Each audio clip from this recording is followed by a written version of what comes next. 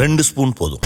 Line date syrup, இதுல iron, fibre, vitamins, நோய் எதிர்ப்பு சக்தி அதிகமா இருக்கு. Lion date syrup. இதயம் wishes you a very happy new year.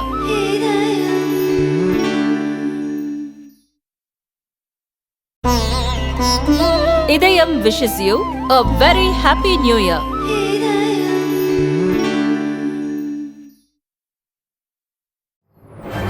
வணக்கம். செய்திச் சுருக்கம். தமிழக பெண்கள்தான் டாப், முதல்வர் ஸ்டாலின் பெருமிதம்.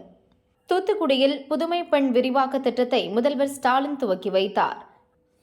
தொடர்ந்து அவர் அரசு தொழில் பயிற்சி கல்லூரி, செவிலியர் கல்லூரி, கலை மற்றும் அறிவியல் கல்லூரி, பொறியியல் கல்லூரிகளில் பயிலும் மாணவிகளுக்கு டெபிட் கார்டுகளை வழங்கினார். இந்த அரங்கிலையும் வீடியோ கான்பரன்ஸ்லையும் 657 கல்லூரிகளை சார்ந்திருக்கக்கூடிய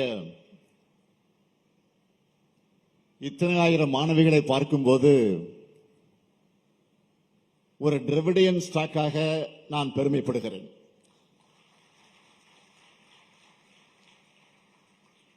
இதற்கு நேர் எதிராக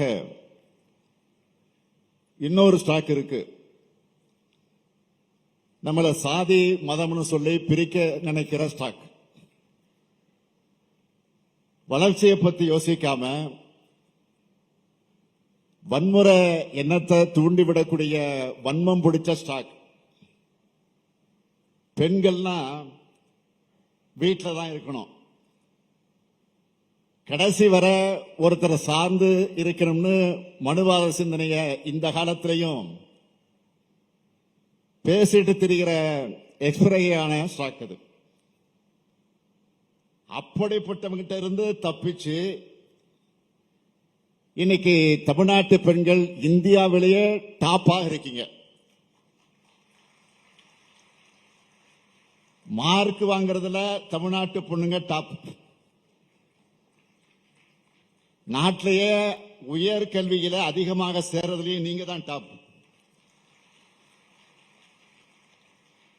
அப்படி உயர்கல்வியை முடிச்சு வேலைக்கு போறதுலையும் இந்தியாவிலேயே நம்ம தமிழ்நாட்டு பொண்ணுங்க தான் டாப். புதுமை பெண்களை உங்களை நான் கேட்டுக்க விரும்புவது, படிங்க படிங்க படிங்க. படிப்புல மட்டும் கவனத்தை செலுத்துங்க. உங்களுக்கு தேவையான எல்லாத்தையும் செய்து தர நான் இருக்கேன், நம்ம அரசு இருக்கு. ஒரு பட்டத்தோட நிறுத்திக்காதீங்க. மேலும் மேலும் உயர்கல்வி, ஆராய்ச்சி கல்வி வர படிங்க. உங்களுக்கு தகுதிக்கேற்ற வேலையை உறுதியா உங்களுக்கு கிடைக்கும். இது போட்டிகள் நிறைந்த உலகம் இது. அதனால பட்டங்களை தாண்டின தனித்திறமைகள் அவசியம்.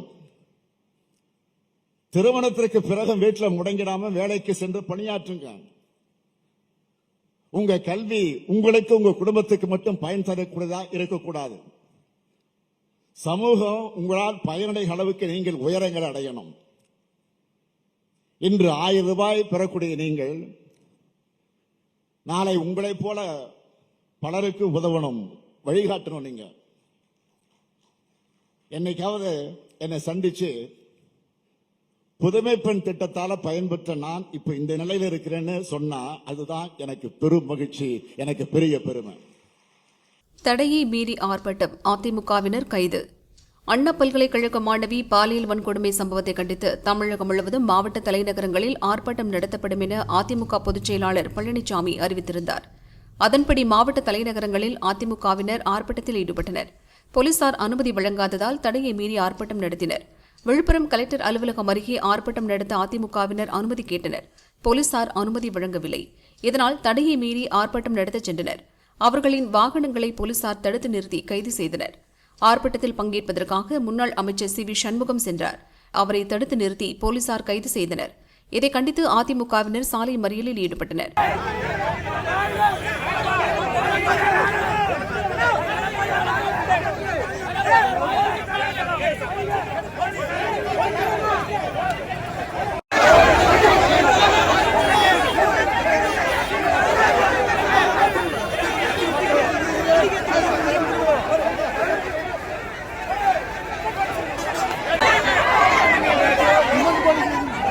இதனால் திருச்சி சென்னை தேசிய நெடுஞ்சாலையில் 1 மணி நேரம் போக்குவரத்து பாதிக்கப்பட்டது. ஈரோடு மாவட்டம் சத்தியமங்கலம் பஸ் ஸ்டாண்ட் அருகே முன்னாள் அமைச்சர் செங்கோட்டையன் தலைமையில் ஆர்ப்பாட்டம் நடைபெற்றது. செங்கோட்டையன் உட்பட 300க்கும் மேற்பட்டோரை போலீசார் கைது செய்து தனியார் மண்டபத்தில் அடைத்தனர்.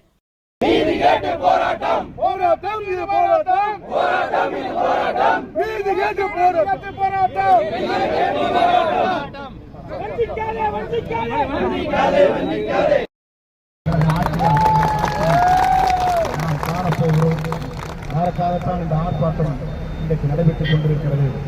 இதற்கான ஆர்ப்பாட்டத்துடைய கோஷத்தை நம்முடைய சட்டப்பேரவை உறுப்பினர் அவர்கள் திருப்பூரில் முன்னாள் துணை சபாநாயகர் பொள்ளாச்சி ஜெயராமன் தலைமையில் கொட்டும் மழையையும் பொருட்படுத்தாமல் அதிமுகவினர் ஆர்ப்பாட்டம் நடத்தினர். தமிழக அரசு மற்றும் போலீசாருக்கு எதிராக கோஷமிட்ட அவர்கள் உடனடியாக கைது செய்யப்பட்டனர். இதேபோல் காஞ்சிபுரம், திருவள்ளூர், தேனி, தென்காசி, ராமநாதபுரம் உட்பட தமிழகம் முழுவதும் அதிமுகவினர் ஆர்ப்பாட்டத்தில் ஈடுபட்டனர். திராவிட டிசாஸ்டர் மாடல் ஸ்டாலினை விளாசிய அண்ணாமலை. தமிழக பாஜக தலைவர் அண்ணாமலை வெளியிட்டுள்ள அறிக்கையில் கூறியிருப்பதாவது: தூத்துக்குடியில் புதுமை பெண் விரிவாக்க திட்டத்தை துவக்கி வைத்து பேசிய முதல்வர் ஸ்டாலின், ஒரு பெண் கல்லூரிக்குள் நுழைந்தால் அது சமூக புரட்சி என பேசினார். கல்லூரிக்குள் நுழைந்து அங்கு பயிலும் மாணவியை பாலியல் வன்கொடுமை செய்தவனை உங்கள் கட்சியிலிருந்து இன்று வரை நீக்காமல் ஒரு ஆட்சியை நடத்தி கொண்டிருக்கும் போது மேடையில் எப்படி இப்படி பேசுகிறீர்கள் முதல்வர் ஸ்டாலின்? ஒரு பெண் கல்லூரிக்குள் நுழைந்தால் அது சமூக புரட்சி.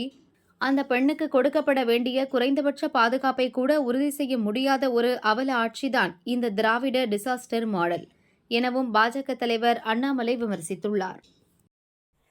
மாணவி வன்கொடுமை விவகாரம் மகளிர் ஆணைய அதிகாரிகள் நேரில் விசாரணை.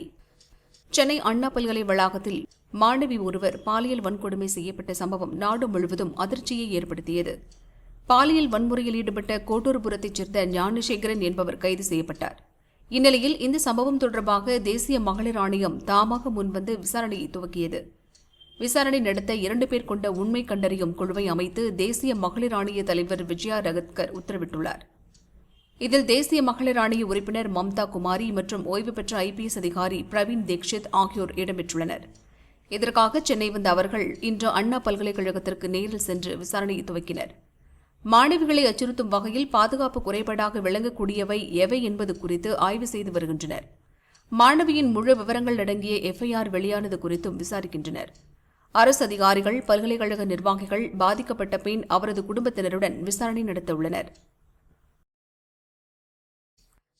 மாணவி வன்கொடுமை, கவர்னரை சந்திக்கும் விஜய். அண்ணா பல்கலைக்கழக மாணவி பாலியல் வன்கொடுமை வழக்கில் ஞானசேகரன் கைது செய்யப்பட்டார். இந்த பாலியல் வன்கொடுமை சம்பவத்திற்கு பல்வேறு கட்சித் தலைவர்கள் கண்டனம் தெரிவித்து வருகின்றனர். தமிழக வெற்றிக் கழக தலைவர் நடிகர் விஜயும் கண்டனம் தெரிவித்திருந்தார். பெண்களுக்கு அரணாக இருப்பேன் என கடிதமும் எழுதியிருந்தார். இந்நிலையில் விஜய் இன்று மதியம் கவர்னர் ரவியை சந்திக்க உள்ளார்.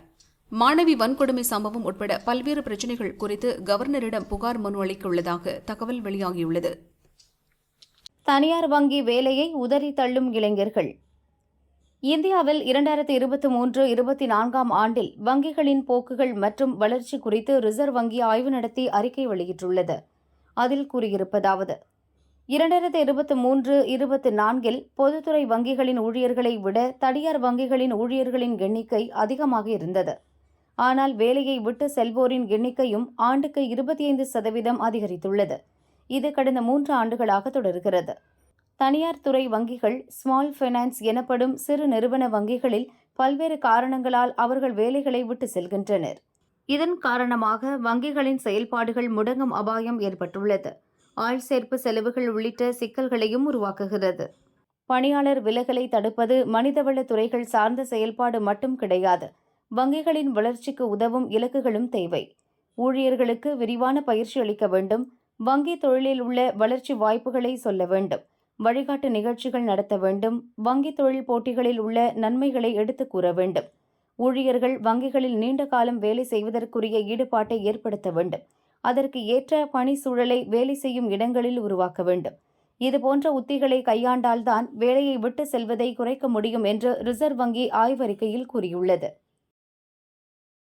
திருவாரூர் கோயிலில் இளையராஜா தரிசனம். திருவாரூர் தியாகராஜர் கோயிலுக்கு இசையமைப்பாளர் இளையராஜா தரிசனம் செய்ய வந்தார். கோயில் சார்பில் அவருக்கு மாலை அணிவித்து பொன்னாடை போர்த்தி வரவேற்பு அளிக்கப்பட்டது. தியாகராஜர் சன்னதி மற்றும் கமலாம்பாள் சன்னதிகளில் தரிசனம் செய்துவிட்டு அவர் திருச்சி புறப்பட்டுச் சென்றார்.